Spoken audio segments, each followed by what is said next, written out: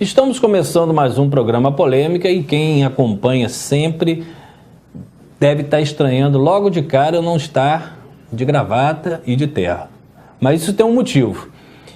Pela legislação eleitoral, 30 de junho é a data limite que eu não posso estar mais apresentando os programas da televisão e nem do rádio, porque o meu nome estará à disposição de uma sigla partidária para desenvolvimentos políticos partidários. Então, tomando este cuidado em respeito à empresa e também em respeito a esta última entrevista, nós tomamos o cuidado de convidar pessoas de fora da empresa para que pudessem fazer esse programa comigo. Então, nesse momento, eu faço, às vezes, agora não de entrevistador, mas de entrevistado. E o primeiro que aceitou o convite, é muita honra a mim tê-lo aqui, é o professor, o militante partidário, Fábio Siqueira, que vai conversar, e agora eu é que respondo as perguntas dele, deixando bem claro que não houve nada preparado justamente para que a empresa coloque isenção nas pessoas que trabalham aqui e nas pessoas que são convidadas. Fábio, com você. Prazer grande, doutor Cláudio. A gente que tem a oportunidade de ter essa interlocução há muitos anos, desde a época lá dos blogs, da internet, né? E vem acompanhando a sua trajetória na imprensa, uma postura muito transparente, muito clara, muito positiva da nossa cidade quando se propõe ao debate de questões de interesse público, questões da área do direito, como você também é expert, e questões de interesse da política mesmo, dessa forma franca, transparente e sem melindres, como é feita habitualmente aqui no seu programa. Então, agradeço o convite, agradeço a oportunidade, mais uma vez, a gente está podendo aqui trocar ideias, né, de uma oportunidade que você tem também de se posicionar sobre questões que eu acho que podem ser importantes e podem ajudar ao telespectador a compreender melhor você do outro lado da câmera agora, como você pensa e como você vai se posicionar com relação a algumas questões que eu creio que são de interesse da nossa sociedade, né? Eu acho interessante começar por uma questão mais ampla, né? Eu sei que você milita aí na área do direito, é um advogado atuante, e hoje, pelo momento político que a gente vive no Brasil, mas não é uma discussão nova, apenas há uma série de fatos, uma série de processos que vêm do Ministério Público, que passam pela Justiça, que permitem a gente refletir sobre o caráter da política e os problemas que são também, eu que sou professor de História, problemas históricos, problemas crônicos. Se engana quem pensa que nós estamos diante de um problema novo na história do Brasil. Então eu queria começar perguntando, ouvindo você um pouco, sobre o que você pensa sobre a possibilidade de reforma política. O que a reforma política pode significar, quais as dificuldades que a gente sabe que são colocadas para ela, mas como você que é um jovem, uma pessoa que é polêmica, como o próprio nome do programa diz, mas de uma forma muito positiva, a meu juízo, como você vê a questão da necessidade, da oportunidade, das possibilidades de um debate, de uma implementação de uma reforma política no Brasil hoje? Fábio, eu sempre disse, desde que iniciou-se as prisões, o início da Operação Lava Jato, das crises, que o problema era de sistema, com S maiúsculo, e não de pessoas, e não de partidos. O problema era de sistema. E vem aí agora sendo comprovado.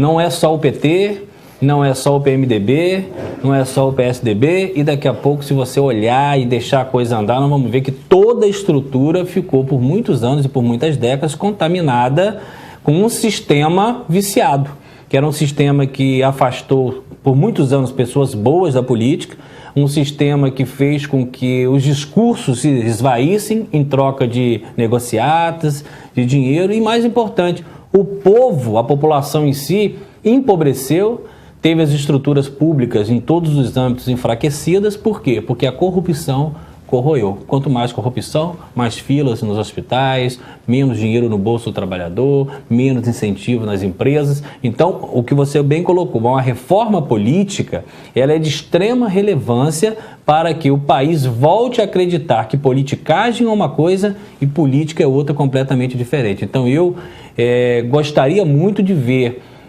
um grupo político, um grupo partidário, uma liga de bons propósitos para que nós tivéssemos uma reforma política e, de repente, a inserção até do do investimento público de campanha, uma coisa mais regularizada, para que a gente possa preservar os cidadãos e levar de novo para as pessoas a imagem de que política é uma coisa boa. Politicagem, sim, que tem que ser abominada.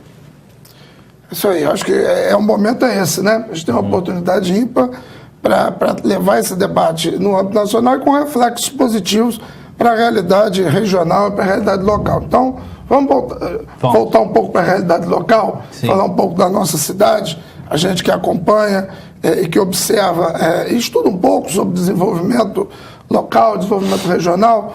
A gente vê com tristeza que de 1999 para cá, eu diria nos últimos 15 anos, porque os últimos 2 anos já foram de maior dificuldade, talvez Campos tenha deixado passar uma oportunidade ímpar. Quem conhece a realidade de orçamentos dos municípios brasileiros, das grandes metrópoles e de cidades de porte médio como Campos, sabe que Campos teve no período entre o ano 2000, entre 1999 e até o início dessa polêmica no Congresso Nacional sobre uma nova forma de repartição dos royalties, que na verdade ainda não teve eficácia, né? Na prática, Campos ainda recebe, detentora de uma receita significativa, robusta, com relação à questão dos royalties do petróleo.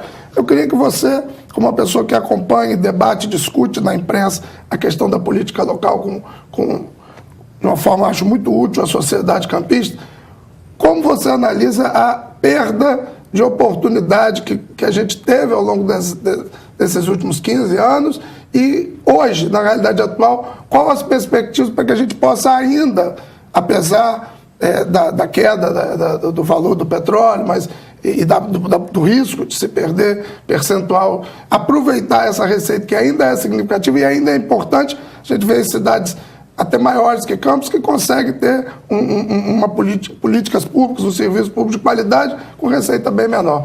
Ô Fábio, há um grande equívoco quando se diz que um dos maiores problemas que o município de Campos passa e os outros é a queda abrupta dos royalties. Nos últimos 15 anos, o barril de petróleo esteve acima de $100 3 vezes. Nós sempre trabalhamos na faixa de 55, 56. O problema é que os royalties foram dirigidos para o município para políticas partidárias individuais e não para o crescimento individual do cidadão, né? Desde o último governo para cá, nós estamos aí com 14 bilhões de royalties e a aplicação foi feita alguma coisa? Óbvio que foi, mas o crescimento, o visual, a oxigenação da cidade é muito pequeno, é muito pífio. O dinheiro foi muito mal aplicado nesse sentido. E outra coisa, os royalties nunca foram uma verba fixa para o município. O município deveria, para aproveitar e passar por esta crise com menos sofrimento, incentivar os investimentos locais, os tributos que são específicos do próprio município e não fazer como o que foi feito por muitos anos, um inchamento da máquina, com pessoas aí, grandes grupos ganhando de 2 a 3 mil por mês, enfraquecendo o comércio local, porque quem trabalha numa prefeitura e às vezes está à disposição ganhando 3 mil reais, não vai querer ir para uma empresa privada bater ponto.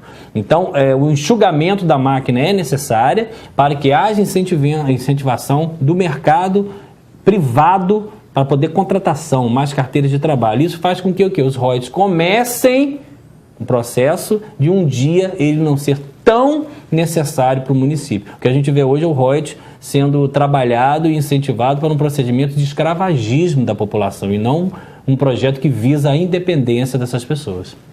Vou pegar uma carona nesse tema e desdobrar um pouco ele da área específica que você sabe que eu milito, que é a área da educação.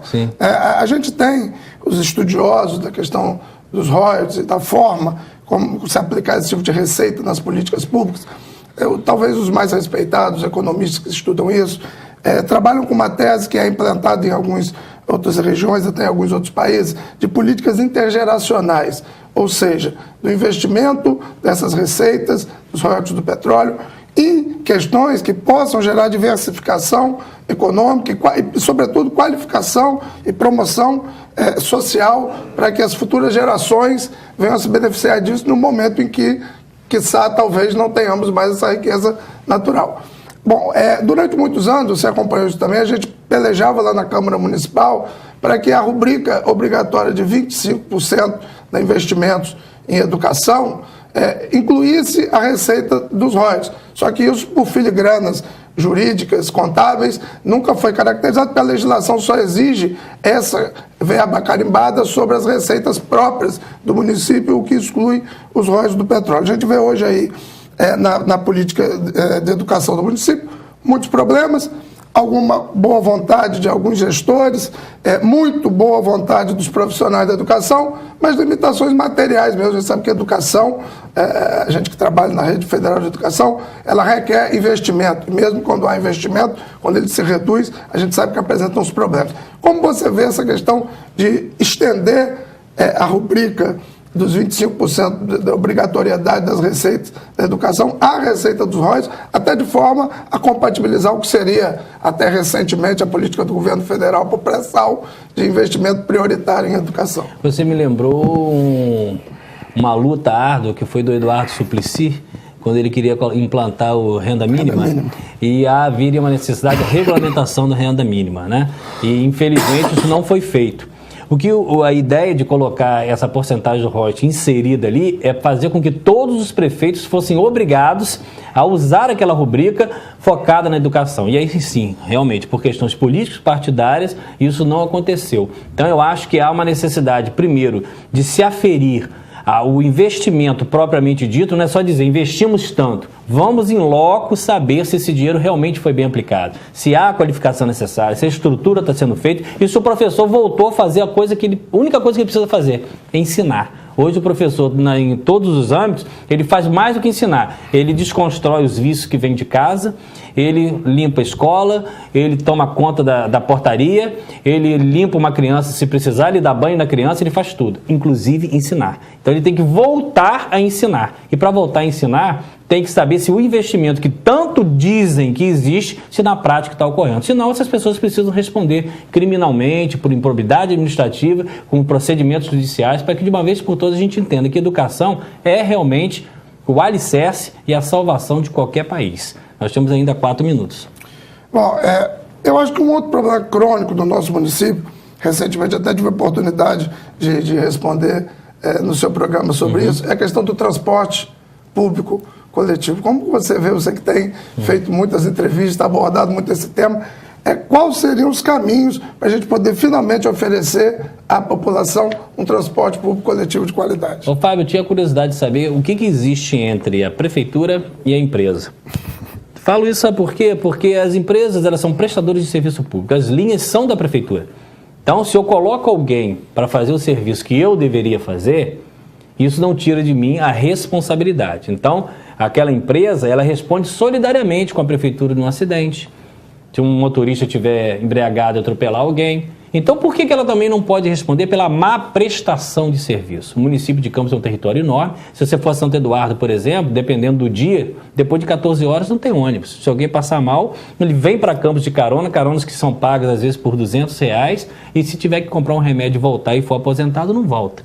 Então, primeira coisa é chamar as empresas, e as empresas também têm que dizer, prefeitura diz que pagou, a empresa diz que recebeu, mas a prefeitura não prova que pagou e a empresa não prova que recebeu. E quem sacrifica é o quê? A comunidade, e aí a gente às vezes fica diante de uma série de sacrifícios para ir um médico, para cumprir um agendamento de trabalho, para levar um filho para uma escola. Então acho que é um problema crônico que precisa primeiro que as empresas entendam que elas são prestadoras de serviço, mas elas não são donas das linhas. Então acho que a efetividade de um prefeito, de uma comissão de transporte efetiva, poderia fazer com que essas empresas ou saiam de vez e sejam substituídos, ou as que estiverem, que cumpram exatamente com a obrigação delas, que é prestar serviço de qualidade, até porque recebem por isso.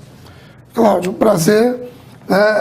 Parabéns por essa trajetória que você tem trilhado no debate, na discussão profícua dos problemas da nossa política local, da nossa cidade. Sucesso, e que você possa dar mais um passo importante no sentido de trazer essas questões ao debate e dar consequência a elas também. Queria agradecer ao Fábio, o carinho também, e parabenizar o Grupo de Comunicação Terceira Via por essa ideia isenta de me presentear o último programa nessa primeira fase, devido à legislação eleitoral, com convidados. Fábio é uma pessoa maravilhosa, um grande professor de história, um militante político, nunca se se furtou de discutir nenhum assunto, nem mesmo quando o PT se transformou aí em uma imagem ruim para o país. Sempre esteve ali combatido, defendendo o que ele acreditava. Fiquei muito orgulhoso com a sua participação. Que Deus os abençoe e até a próxima entrevista.